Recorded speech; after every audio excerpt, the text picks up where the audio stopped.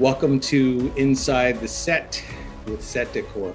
Inside the Set is a series that focuses on the design and decor of stories that excite us and ignite our imaginations when we get to discuss the collaborations between production designers and set decorators and get to hear firsthand accounts of how these works of art came to be. From their inception, ideas on a page, to completion, where we get to sit in the dark and experience them collectively.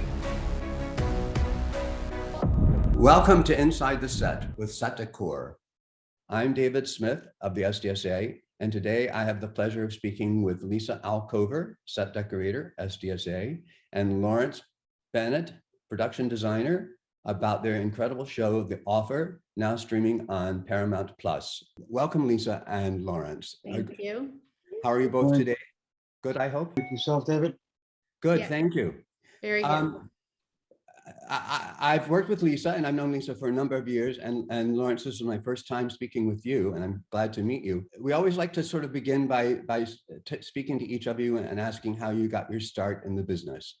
Laurence, do you want to go first? Sure. In my 20s, I lived for 10 years in Ireland, and I was a painter and had a design practice with a friend, worked in fringe theater and taught at the National College of Art. And my introduction to communal storytelling was through theater. And one summer I came over to the States to work with some friends on a series called Cosmos. And, we got technical Emmys for it. It seemed an auspicious sign. I fell in love with filmmaking. I'd always been a movie fan and had no real idea growing up that you could go off and work in the movies.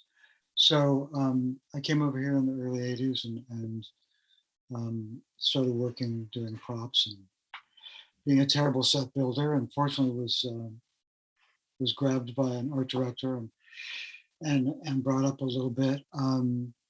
It was just sort of a culmination of all the skills I've been putting together between interior design and theater design and graphics and lighting and photography, painting. So it was a very happy accident. Excellent. And Lisa? You know, I always liked furniture, always liked clothes, I painted and collaged, and I would literally rearrange my mother's house from the time I was like 6 years old. And my dad initially, was an engineer and taught me how to scale out. He and I made a copy of my bedroom when I was like 8 years old. I sewed the drapes, everything. I did all the math. He taught me how to use a scale ruler, quarter scale, and he cut everything because we did it all in wood. And my mother helped me with the sewing machine to make the drapes and so I had a perfect pink bedroom model. So I always thought that I would go into design and production design and or costume design, because I worked in clothing and stores and did the windows when I was a teen, and then did windows at Barney's. And it just kind of was a natural progression going back to when I was 8 years old, because my first jobs really were working for set decorators in New York, as a PA, art department PA, set tech PA.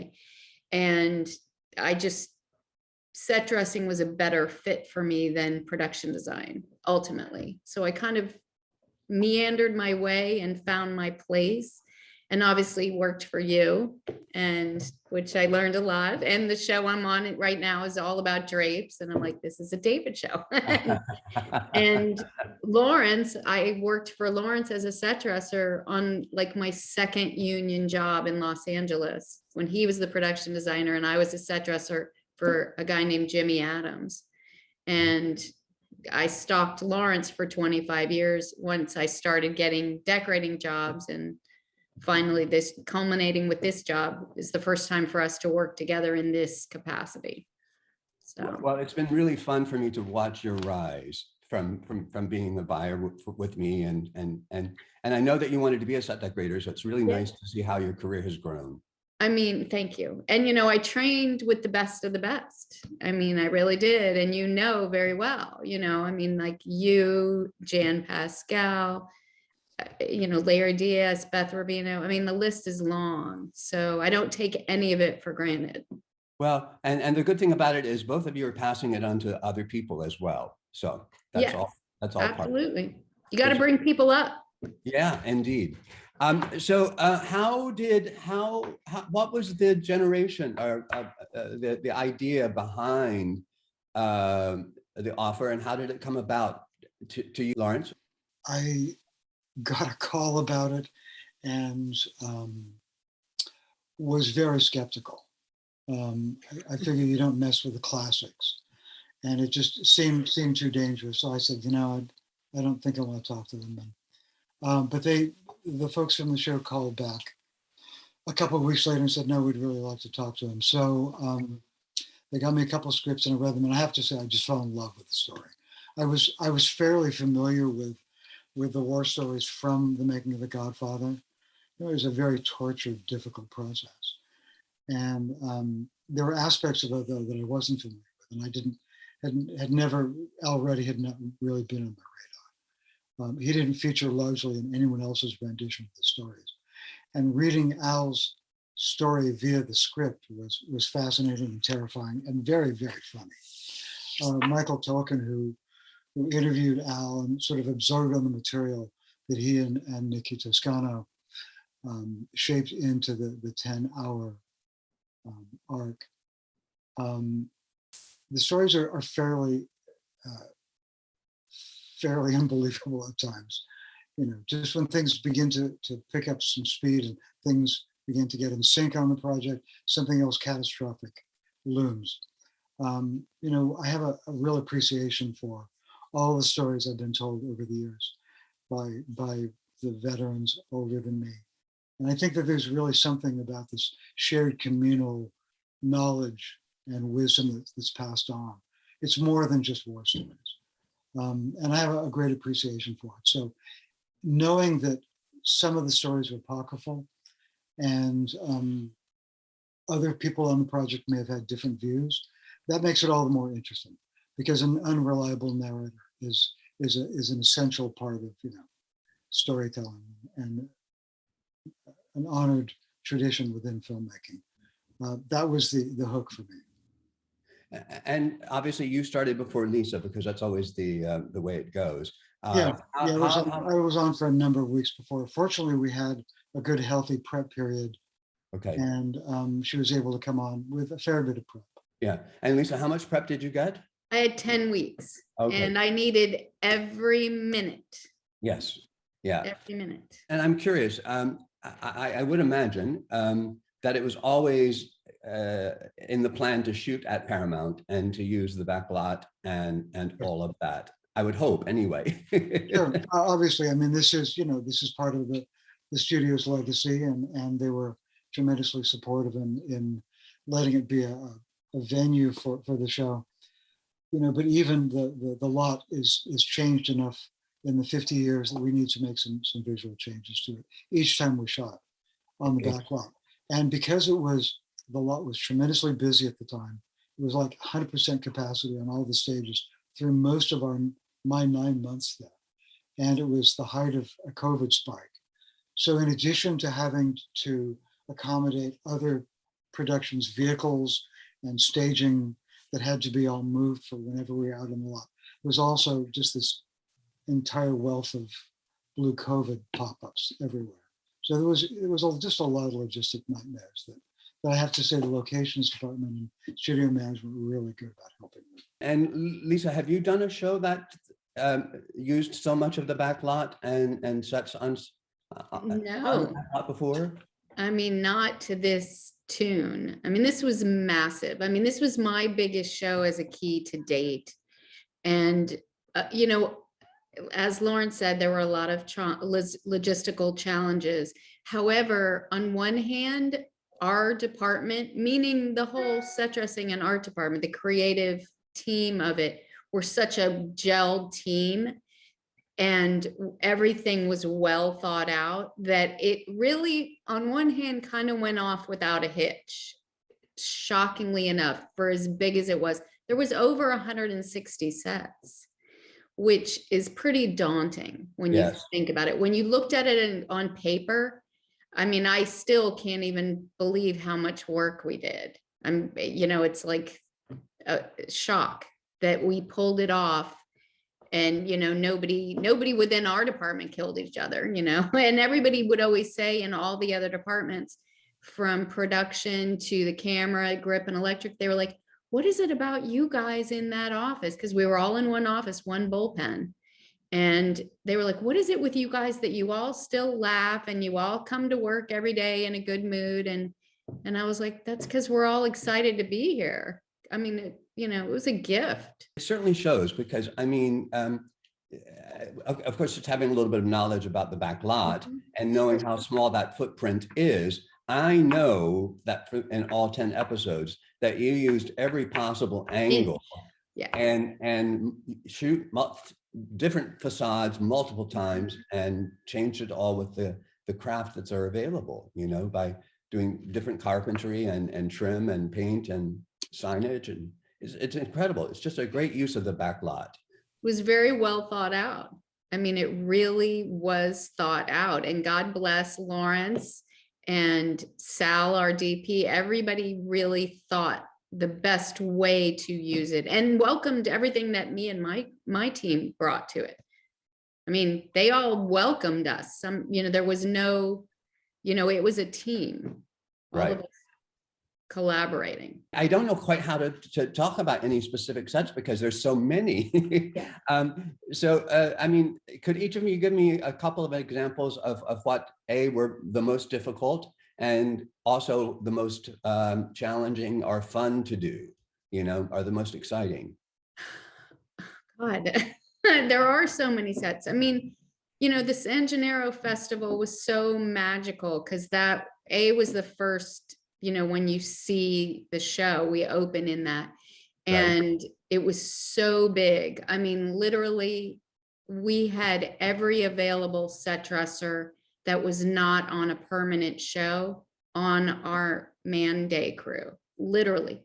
I mean, there were like 48 set dressers. It was just a machine with the arches and the booths and all the stores that, the ancillary stores within the back lot. And it took a week to dress, I mean, it just was layer after layer after layer, and it shows. I mean, when you see it, yeah, I agree. It's pretty spectacular. And when they said, when I read the scripts, I read the scripts before I said yes to Laurence. I was like, let me read the scripts first. And the scripts just kind of take your socks off because they're written really well, and B, it just shows how many sets there are in different boroughs of New York, Yeah, absolutely. And this certainly really looks like, Little Italy. New York, and certainly in the 70s, Yeah, absolutely. And my mother's family is from Mott Street. So I come from Italian New York.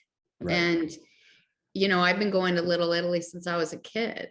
And so it was a blast. It was a blast to do that.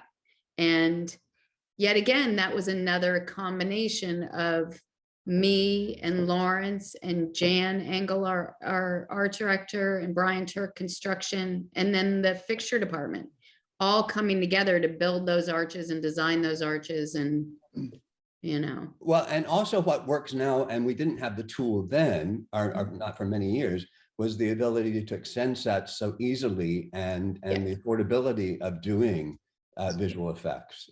Yeah. So Laurence, you must have enjoyed that too, to get to know that you could expand things as you went. Yeah, I mean, we knew going in that if we were only going to shoot in one city, that we were going to need to rely really heavily on VFX for extensions and erasures of anachronisms and things. There was never any question of being able to shoot in New York. Financially, it just wasn't in the cards. And that was a real consideration that I had to think twice about whether I was going to take that on, because I've worked a lot in New York in the last 10 years. And I love the city, and the idea of trying to find a way to do it justice in little gulps entirely in Los Angeles on backlots in downtown, it's a little daunting. But between Uni and Warner's and Paramount, we used every inch of New York facades, every bit of Broadway that was accessible to us, and downtown. I developed a really good relationship very early on with John Manja, the VFX supervisor. Made sure that he had an office in the art department. So he and his producer were there with us through prep, through filming. We discussed every sequence in great detail before going into it. He lives in New York and is just a nut for researching backgrounds and things, and between the art department and VFX, I think we did a really nice job of softening and minimizing, just kind of bringing the right balance. Without John's help, we couldn't have pulled off, I don't think, anything approaching New York exterior footage that's not totally embarrassing. You must have had a few permanent sets that went from block to block. We had 5 major sets on stage: Evans's office, the Polo Club, both of the social clubs in New York, and a big hotel suite that was revamped, reconfigured from time to time for different New York hotels. Then there were swing sets on stage in addition to that, and some of the Godfather sets. The Godfather's office was on stage, for example. Stage space was served at a premium, and we never had quite enough. And given the demands on stage space because of COVID and social distancing and all the additional stuff that needed to be brought in, it was another struggle that had to be, another hurdle that had to be jumped. But so between the stage sets, backlots, work out on the streets of Los Angeles, out at the ranches, all over town, we managed to get it all done, including Sicily. I mean, Gulf and Western, the Gulf and Western offices were a perm set, but not on stage, So they were downtown somewhere? Or Yeah, LA Center. LA Center. We built within on one of the floors. In one of the buildings, not with windows. So you built the Polar Lounge and Evan's office. Both of those are really fabulous sets. Yeah. And how did you find or did you shoot all the photographs for Evan's office? A combination, we shot things, then, composition and culled the archives, but, all of those were our actors. Really? So we had multiple photo shoots. And you had time to do all of that before you began filming? Not enough time. No, of course not. But the fact that you did that much is astounding. Well, a lot of it happened very last minute, Yes. and some of the photography, some of the still sessions went on well into filming. So did you shoot with any blank frames and insert things later? Tried to minimize that. We did a little bit of it. Not too many. Yeah. I mean, Stephanie Feinerman, my coordinator, and Carol Kiefer, Lawrence's coordinator, and the graphic designers. I mean, it was a well thought out where we just kept pushing because, I know for me, and I know Laurence also, there wasn't enough. I mean, we wanted more, but, to quote someone very near and dear to my heart, less is less and more is not enough. Mr. Smith. Yes, that is definitely my motto. Well, I loved all the sets. I like the look of the show. I think it looks very much like a 1970s show, which I think obviously was very cultivated and studied on your parts. Of course, I try not to look at all the dressing exclusively, but I can't help but absorb it because that's what we do. And I know you used everything in town, Lisa. Yeah, really.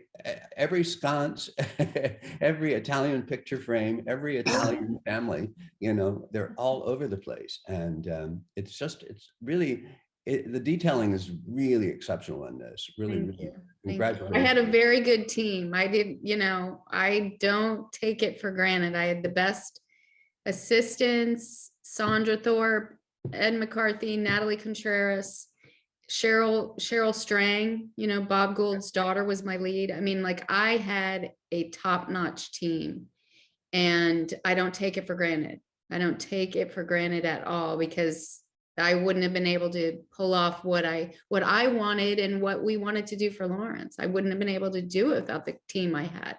And bless Laurence that he, is a collaborator and welcomes collaboration, because he really, from day one, if I brought something to the table, he took it on. I mean, I think it was my second day, because the first day you couldn't go in because of COVID. So you had to test. Then May 3rd, I started May 3rd, and you had to test. So I sat at home and just did work at home. And then on Tuesday, I got to go into the lot.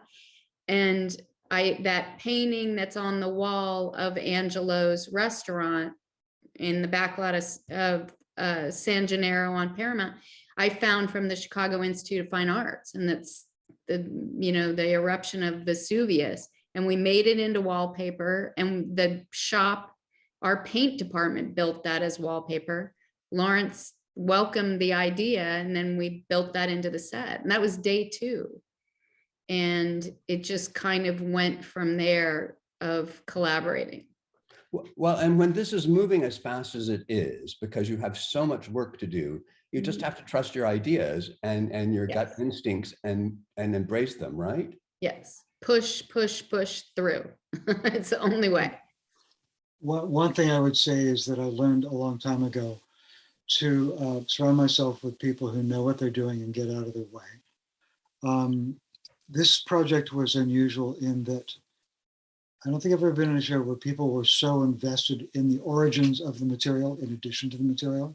Right. Not a day on the project went by that I didn't see someone doing that thing that was above and beyond, whether they were, a laborer, a plasterer. We had a phenomenal sign writer. Phenomenal. And it was only because of these talents and this energy and this commitment that we're able to get it all done. At any given point in my 9 months on the show, I couldn't move forward if I looked at the big picture for very long. I had to just look at the 3 or 4 days ahead, and just make sure that people were plugged into that. And I found that people brought contributions well above and beyond what I used to. It was remarkable. One of my favorite sets, and of course it's not very romantic or elaborate or anything, was Al's office. And was that in a studio building? Al's office is in one of the offices made out of the old dressing rooms. Right. There is it the May West wing? And so you had the ability to shoot inside and out and do entrance and exit and all that. We actually had access to Bob Evans's office as well, because he died 3 years previously, and they had never totally taken it apart. So it was available to us, and I went in and thought for about 5 minutes about using it, but I knew that even just based on the 4 or so episodes that were available to me at that point, that the scene work, just the sheer page count of it was going to make it just dire. And we needed more flexibility. We needed to be able to weld the walls and get a crane in, pull the ceiling and so forth. So we built it on stage and, made some changes, adjusted a little bit. Some things were a little too 70s and we just have been glaringly distracted. We kept them, but just tweaked them a little bit. Do you mean architecture? Architecture, detailing, decor. He had an accent wall behind him, his vanity wall, where all the photographs are and the variety covers and things. In his room, it was like perfectly 1970s chocolate brown. And it just would have died on film. And I think it would have just, so we just, I said to Dexter, I think we got to make it like, a claret or burgundy or something. It's got to like pop up a bit. So, we did that, and we did some tests with it and it worked well. And once we got Matthew in there, and he was just perfectly Bob Evans, it all just came to life. They must have really enjoyed doing this, because I think it shows in the performances. It's a nice ensemble, a really good ensemble. Yeah. Some really good players. Yeah. The Polo Lounge. You also had another cafeteria, didn't you? Occasionally. We had, without exaggeration, I think there were 24 restaurants in the show. We used every chair in Los Angeles and then some. And then some. And our restaurants, unfortunately, were not 12-seat restaurants. I mean, they were 60.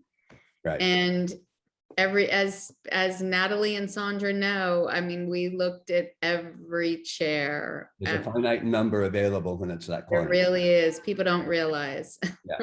Yeah, Yeah, exactly. and one thing, of course, is that for both the Hollywood and New York sections, there were particular establishments that were sort of signifiers of status. You know, LA, there was Chasen's. Right. New York, there were, just a wealth of them.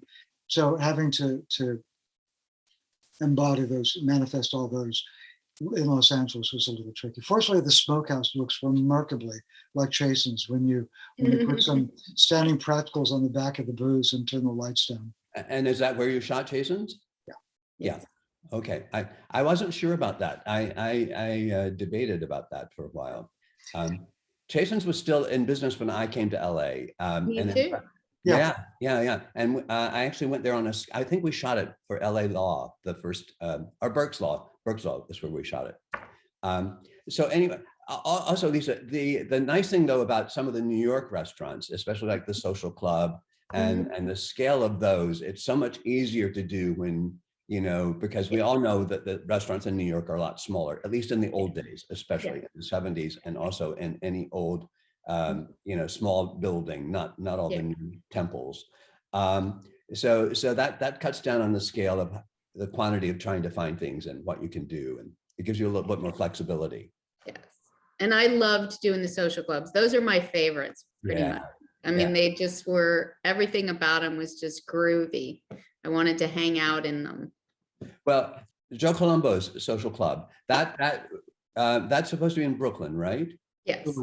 And so it's 2 stories because they come in and they come down a staircase to the pool hall and the bar.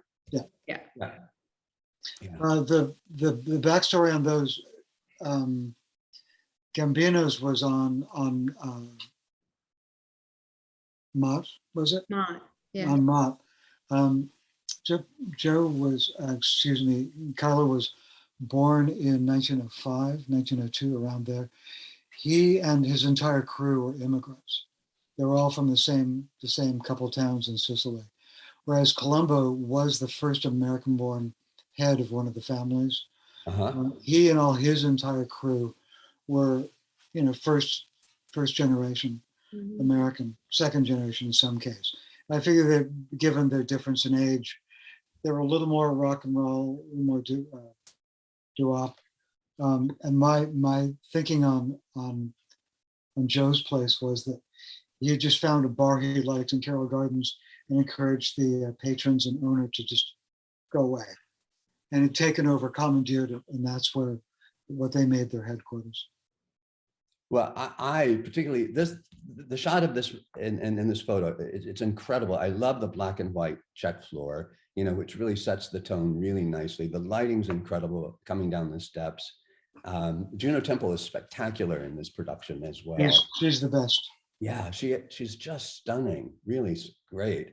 Lots of my favorites here, Lisa. You guys hit all the notes. It was a blast. Yeah, it was a blast. Yeah. Oh, and so this is the restaurant. This is with the Mount Vesuvius, right? Yeah. And that's one of the interiors on the backlot Paramount. At Paramount, right? And so, did you use this space more than once on the show, on the backlot? Yeah. I always used to say this about NYPD Blue when we were doing that New York has an architectural vocabulary. The windows are the same size and all the brownstones are the tenement buildings. And you can just repeat that architecture over and over and over. And you can turn these backlot sets into, a dozen things without even blinking, just by changing the color and changing the angle. This is lovely. I don't know. I'm very jealous of your work here, only because you got to do that. As I said, I trained with the best. Wow, it's good. I did. Yeah. It really is terrific. You helped me. Well, and of course, I always think that just again, because of the ability to do extensions, is that the backlots actually give you more flexibility than ever before. Mhm. Yes. It's also rather, perverse in many ways that the whole show is about shooting in New York. It's conceived in LA, produced it by people from LA, and then the whole thing about going to New York to shoot and then going to Sicily to shoot. And yet you do virtually 99% of the show here in LA, don't you? Mhm. Yes, 99 plus. Yeah. There are literally 6 aerial and car pass-by shots that were done in Sicily. I scouted this. We had hopes of going there to shoot, but between the difficulties that COVID created, taking even a small contingent of the cast, and the fact that the locations there in Sicily where they worked have changed so dramatically in the past 50 years, we would have had to build them anyway. So it just made more sense to do them.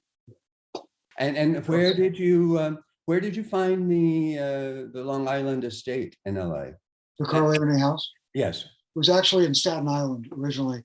We found that in, I want to say, Sierra Madre. Is that right? Altadena. Altadena. Yeah. Yeah. Right on the edge. Tucked up in the hills.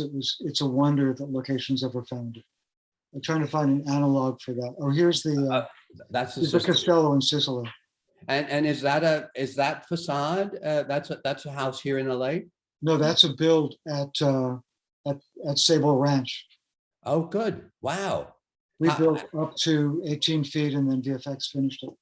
Wow. 18 feet you got to build.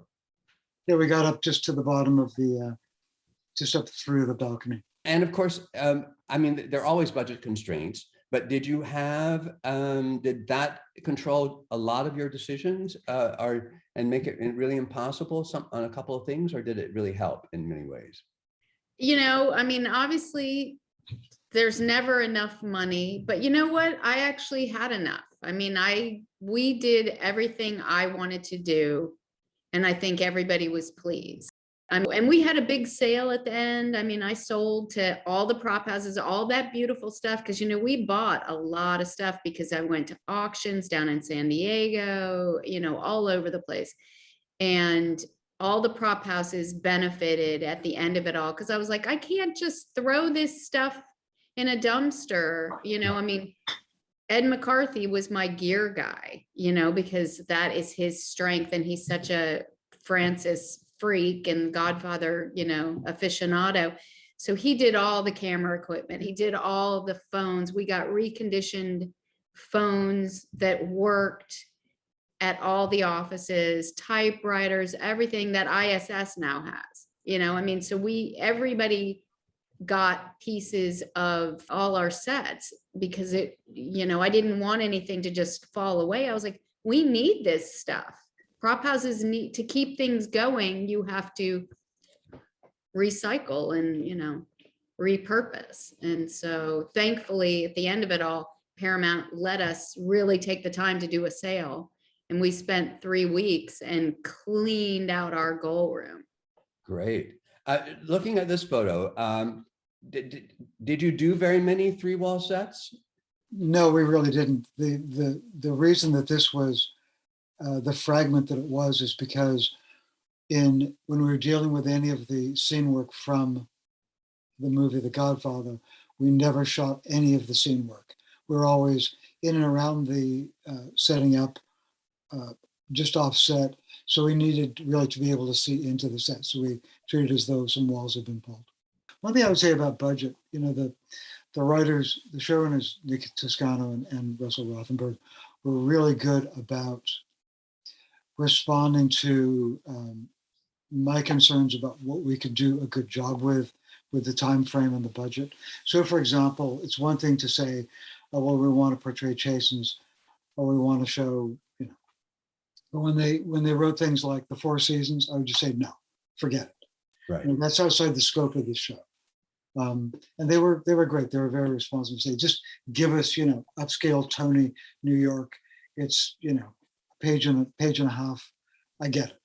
So that was what made it feasible. Okay. So favorite set, Laurence, that you got to build? Weirdly, I'd have to say it's probably Columbo's Social Club, just because in contrast to the high tin ceilings and the traditional You know, 1895 storefront of Little Italy. It was Mulberry Street, not Mott Street. When the contrast between that and Carroll Gardens, where I lived for a while, you know, the lower ceiling, the acoustic tile that's been glued on, Right. the VCT covering probably was a concrete slab. You know, that to me was the sharp modern contrast. That was the more 70s thing. Being able to contrast those worlds of the traditional crew and the Young Turks. That to me was important. And seeing Giovanni walk into his club for the first time in that hair and makeup and costume was a real treat. And Lisa, a couple of I favorites? mean, that's certainly one of my, it is, you know, but I liked Gambino's also. I mean, you know, I'm with Laurence. I don't know. You say, which is your favorite? You know, the Warner Brothers backlot where the Don gets shot, which is part of the movie, was pretty spectacular. You know, we recreated the Godfather, you know, so that was, and then here's my favorite, I'll say it, Best in Company, which was when the Diane Keaton and Al Pacino characters are, you know, within the movie going Christmas shopping and stuff. So we got to do the Universal backlot at the holidays, snow and all the windows, and it just was magical. Yeah. And anything that you were able to pull off that you didn't think you were going to be able to pull off when you first read it? All of it.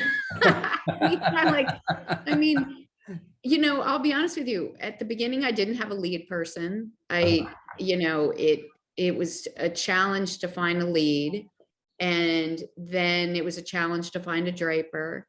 So, and I knew I couldn't do the show without really solid coordinator, a lead person, and also a really solid draper. And Ernie Felix was my draper, and I got him from Universal. They suggested him because I called everybody.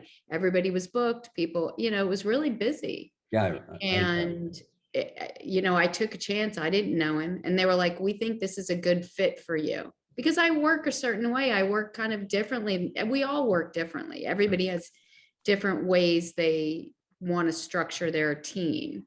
And, you know, Dave and Alex and Beverly at Universal Property understand how I work. So they were like, "We think you should meet this guy." And God bless him that they recommended him, because he was fabulous. Fabulous. Well, and you mentioned that, you know, once the drapery department started closing on so many of the lots, I was concerned about that craft disappearing. But Yeah. You're right. There are a bunch of really young people coming up that are really Yes. very talented. that are very talented. And here on a show like this, they get to you know to test themselves and to learn and to, Well, he really proved himself on the show. Yeah, he's phenomenal. I'm heartbroken he's not with me right now, you know. Exactly, but it's a hard battle to do, to take Yeah. someone out. So Lisa, I know you used a fair number, probably a great number of SDSA business members. Oh yeah. Yeah. Oh yeah. I mean, you had a picture of the Don Corleone office. I mean, that desk we bought at Arte de Mexico, and it was just a standard classic desk that then the set designers designed all the plant on. So all those, the side pieces and the rosettes and all that stuff, set designers drew it up. We had it carved in foam and then coated and attached to the desk to make it as close to the, you know, Corleone desk, because the real one's in Francis Coppola's winery. And I couldn't get it for us. So we tried to get it as close to possible. And that came from Arte de Mexico as the base, you know, and literally every, you know, Omega multiple times over, and Warner Brothers and Universal. Sandy Rose did all my flowers. And, you know, going back to, you know, the florals that are at Angelina's, she jumped in with both feet and hands and helped me build all the period florals, because, you know, we had flowers everywhere. The Oscar party with Evans big, grand flowers.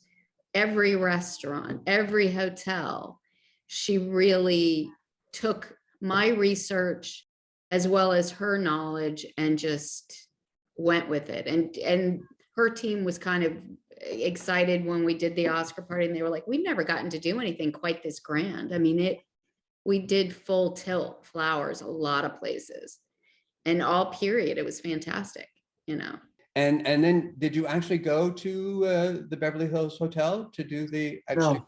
No. No, the exteriors we had just at the entrance of the Polo Lounge, we did at Santa Anita. Uh-huh. We built a set on the outside of the entrance there. Well, again, that's always so wonderful to get to recreate something and to do it someplace that's totally not where this set. This is at Santa Anita. How much of that existed? The canopy and the building behind. Oh, the canopy existed. Which is pale green. So in post they tweaked that and made it the Beverly Hills pink. Uh-huh. I just was looking at it one day and said to myself, if we could do the entrance here if we just tweak the color. And sure enough, with a little help from VFX and a bit of construction one morning, of course this was, virtually morning of installation. And then you said the hotel that you built one suite on stage and kept using it and redressing and repainting. It was more than redressing. There was quite a bit of architectural reconfiguration and moldings on and off. It was a big deal. Right. And did you get tricked?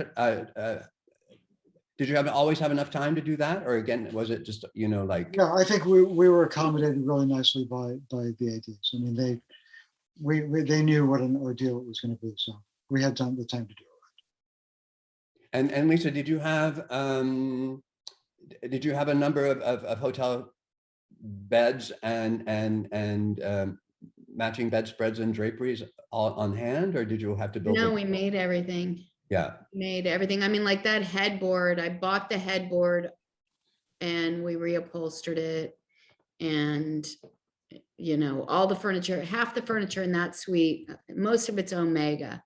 And of course, it's always so much easier to accommodate most of this, on stage, because it gives the company great flexibility. There's just no way. I don't know any traditional, beautifully appointed hotel suites anywhere in Los Angeles where you could do this.